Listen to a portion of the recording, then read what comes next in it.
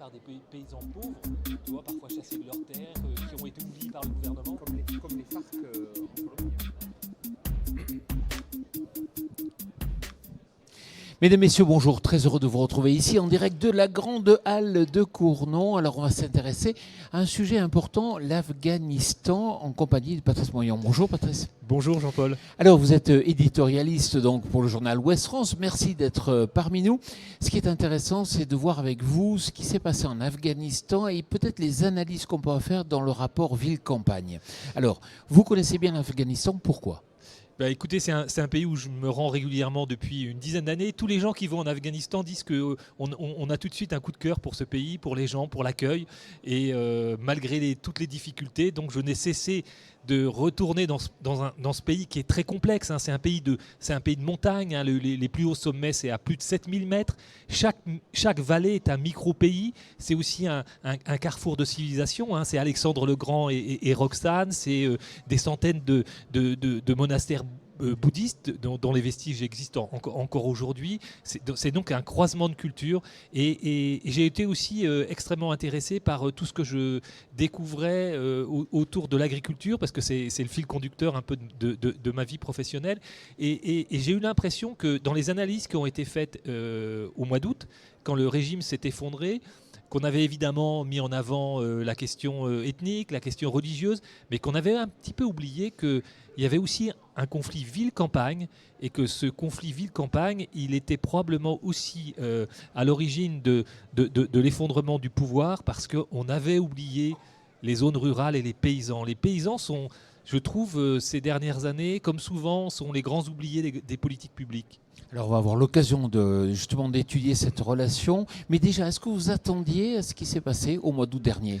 Bah écoutez, j'étais en Afghanistan au mois de janvier et je devais y passer une grande partie du mois de septembre. Et quand je suis rentré, j'ai dîné avec mon rédacteur en chef et il m'a demandé alors l'Afghanistan. Et je lui ai dit, écoute, il s'appelle François-Xavier Lefranc, je lui ai dit, écoute François-Xavier, je pense que ça se terminera comme le Vietnam. Mais honnêtement, je ne pensais pas que ça se terminerait si vite. Mais je pense que ça s'est terminé si vite et que l'effondrement qui s'est produit est aussi le fruit d'un vaste marchandage entre le président qui était au pouvoir et les talibans. Le président Ashraf Ghani est un Pashtun et il a préservé les intérêts de son clan. Voilà, puisqu'on le sait effectivement, il y a de nombreuses populations en Afghanistan et que historiquement, ça a toujours été une source de conflit. Si on regarde un peu dans les causes, dans les racines, vous dites, à la base, comme souvent d'ailleurs, il y a un problème lié au climat. Oui, alors, je pense, quand je suis rentré, on m'a demandé de faire une conférence à Rennes et on m'a demandé pourquoi il fallait continuer à s'intéresser à l'Afghanistan. Et je disais, alors évidemment, la dimension religieuse, mais j'ai expliqué aussi que pour moi, l'Afghanistan est un peu le précurseur des conflits et des grandes questions politiques que nous allons devoir régler au XXIe siècle. Et la question du climat, la question de l'occupation du territoire et la question de la place des paysans dans la société, elle est à mon avis centrale. Il faut bien voir que si c'est un pays de haute montagne, où il y a de la neige, les conséquences du changement climatique, on les voit déjà. J'étais à Kaboul le 14 janvier. J'ai un entretien avec Abdullah qui était en train de négocier avec les talibans. On sort le soir, il est 10h du soir. Il regarde le ciel et me dit, est-ce que vous vous rendez compte, il fait 14 degrés, sachant que Kaboul est à 1800 mètres d'altitude. Donc là, c'est depuis un an, il y a une sécheresse qui perturbe tous les systèmes agricoles. Et il y a aujourd'hui, selon le programme alimentaire mondial, 14 millions d'Afghans qui sont dans une grande détresse alimentaire. Très clairement, donc le réchauffement climatique. Autre peut-être ferment qui permet d'expliquer ce qui s'est passé, le fait qu'on a oublié les campagnes. C'est-à-dire que les prises de décision ont été faites dans les villes, on a privilégié justement cette couche de la population qui est énormément citadine ou essentiellement citadine. Vous dites on a oublié les campagnes et quelque part si les talibans sont partis des campagnes, c'est pas pour rien. Oui, les talibans ont pu s'appuyer sur la grande détresse des populations rurales qui étaient oubliées du pouvoir central, victimes aussi de la corruption. Et moi, ça m'a beaucoup frappé quand j'ai regardé les photos des talibans arrivant à Kaboul. Ça me faisait d'ailleurs penser un peu au Khmer Rouge arrivant à Phnom Penh. On voit une partie des troupes de talibans dépenaillées entrant dans les maisons des riches afghans à Kaboul et comme des enfants, essayant tous les sièges, dépenaillés, ils arrivaient d'un autre monde. Moi, je discutais avec ma femme, je lui dis mais j'ai l'impression d'être avec des moujiks russes du 19e siècle quand je les regardais. Et vous avez l'impression que effectivement tout ce qui a été apporté par les États-Unis, ces milliards dont on a parlé, etc., l'argent qui a été mis sur la table a été mis essentiellement au profit des villes? Oui. Ça, c'est vraiment, enfin, on dit le coût de la guerre, de 2000 milliards de dollars qui seraient passés d'une manière directement ou indirectement en Afghanistan. Une grande partie qui s'est évaporée. Je pense d'ailleurs qu'on devrait avoir une réflexion sur les ONG, sur les politiques de développement, parce que je pense que dans certains cas, les politiques de développement nourrissent ou contribuent à la corruption. Donc oui, les paysans ont été les grands oubliés. Alors une agriculture, on va voir quelques images. Donc effectivement, on voit Kaboul très urbanisé bien sûr, et puis à côté une campagne qui souffre.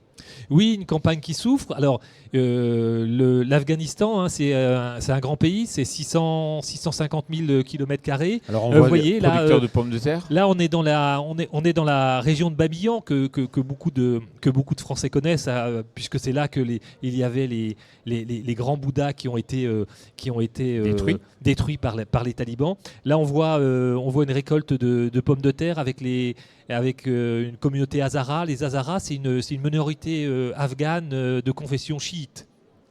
C'est une toute petite minorité. C'est une toute petite minorité et qui fait aussi aujourd'hui les frais qui est la cible des attentats de l'État islamique dont certains cadres se sont réfugiés en Afghanistan. Il y a de l'irrigation, mais elle a beaucoup souffert des conflits, à la fois du conflit avec la Russie il y a quelques années, oui. Mais aussi récemment. Oui, alors en Afghanistan, comme dans beaucoup de pays d'Asie centrale, depuis toujours, il y avait des systèmes qui sont extrêmement ingénieux, qu'on appelle les CARES, qui étaient des réseaux souterrains qui permettaient d'alimenter et d'irriguer les terres agricoles.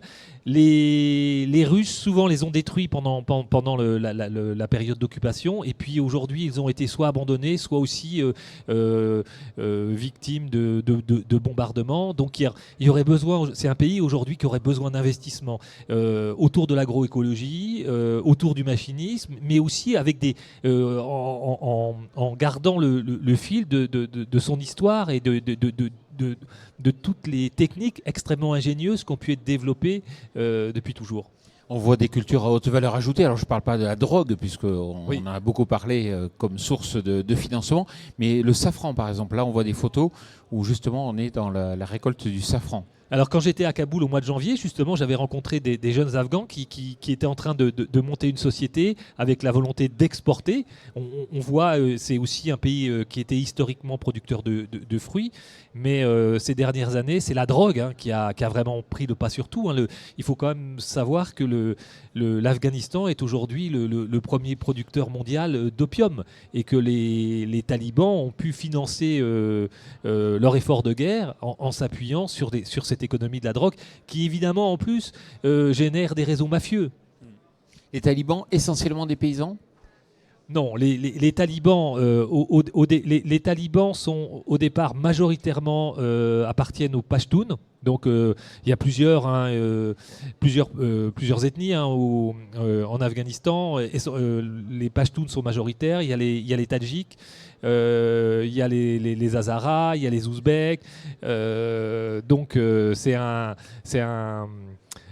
cameilleux, une mosaïque. Une mosaïque effectivement de peuples. Non, les talibans sont majoritairement pashtuns et avec soutenus beaucoup par le Pakistan. Voilà.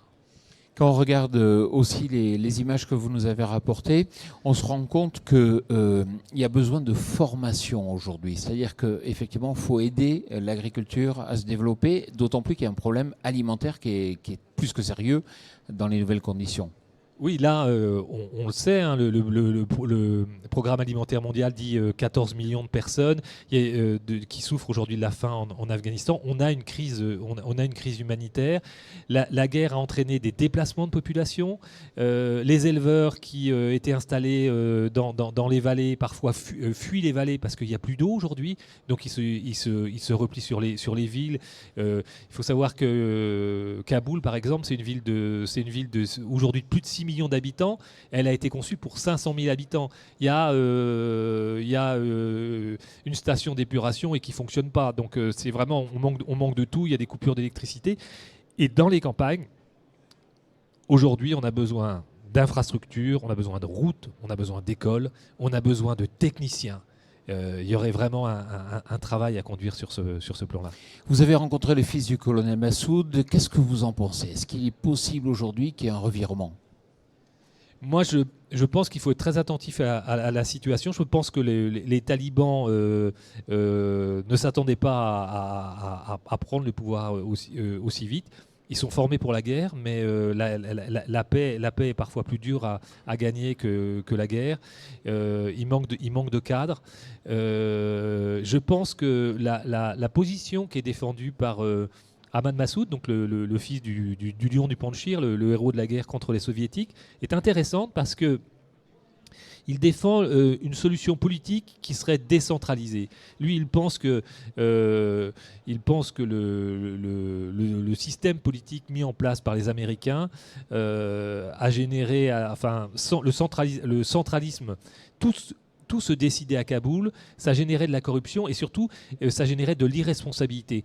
Moi, je pense que la situation va rester compliquée en Afghanistan, mais je crois qu'il faut espérer quand même que la paix finira par l'emporter. En tout cas, pour avoir échangé souvent avec Ahmad Massoud, je pense qu'il a la dimension pour être peut-être un jour celui qui conduira ce pays vers la paix. Et les talibans sont très divisés. Alors les talibans sont très divisés. On sait que les services secrets pakistanais ont joué un rôle très important dans le soutien accordé aux talibans.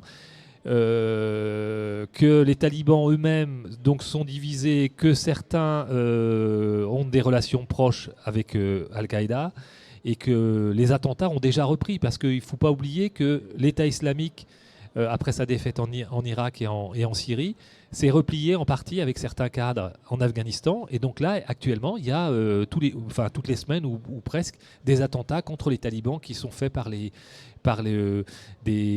militants de l'État islamique.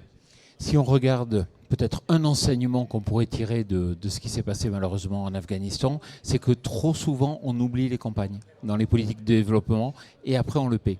Moi, je suis persuadé qu'effectivement, il faut s'intéresser à nouveau au développement rural. En plus, on a considéré que les campagnes du Sud sont en train de se vider. Mais on voit bien que les grandes agglomérations, elles sont fragiles aujourd'hui. Il faut réinventer des relations ville-campagne. Il faut peut-être se dire comment est-ce qu'on peut fixer des populations dans des zones rurales. Je pense qu'on a tout intérêt à y gagner. Mais ça dépasse bien le cadre du seul pays Afghanistan, puisque dans l'histoire, on l'a vu avec les FARC en Colombie, on l'a vu aussi dans l'histoire de France, il faut s'intéresser aux campagnes suffisamment tôt avant qu'il y ait un clivage avec les villes. Oui, il faut s'y intéresser suffisamment tôt et je regrette qu'on ait un peu déserté ce champ. On voit même en France, en France finalement, les journalistes qui s'intéressent à l'agriculture, j'entends en dehors du microcosme agricole, ils sont peu nombreux. Et aujourd'hui, en plus, on a un problème, c'est qu'on ne regarde la question agricole qu'à travers la question alimentaire. Il faudrait être capable de s'intéresser à la question agricole dans toute sa complexité.